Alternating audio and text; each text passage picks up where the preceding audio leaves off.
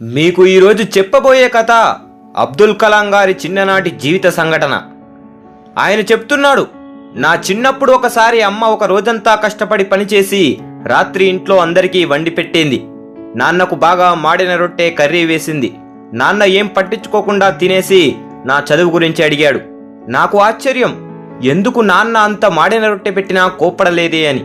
భోజనాలైన తర్వాత అమ్మ క్షమాపణ అడుగుతుంటే నాన్న రొట్టె చాలా బాగుందని కాంప్లిమెంట్ ఇవ్వడం చూసి ఇంకా ఆశ్చర్యం వేసింది. కొద్దిసేపు తర్వాత నాన్నను అడిగాను, నిజంగా రొట్టె బాగుందా అని. నాన్న చెప్తున్నాడు, ఆమె రోజంతా ఎంతో కష్టపడి తినడానికి తెచ్చింది.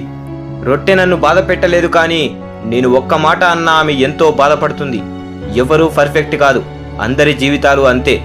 ఒకటి చెప్తా, గుర్తుపెట్టుకో, మాటలను అదుపులో ఉంచుకోలేని వారు బంధాలను నిలుపుకోలేరు.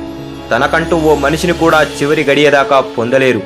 విచక్షణ కోల్పోయినప్పుడు ఆవేశంలో ఒక మాట నోరు దాటడానికి 10 సెకండ్లు చాలు, కానీ ఆ మాట వల్ల అయిన గాయం మానడానికి మాత్రం 10 ఏళ్ళైనా సరిపోదు. ఇది ఎప్పటికీ గుర్తుపెట్టుకో అని నాన్నగారు చెప్పారు. దీనివల్ల కొన్ని సంవత్సరాల కాలంలో నేను నేర్చుకుంది ఏంటంటే, ఎవరి తప్పులను పట్టించుకోకుండా అందరినీ ప్రేమించడం నేర్చుకున్నా.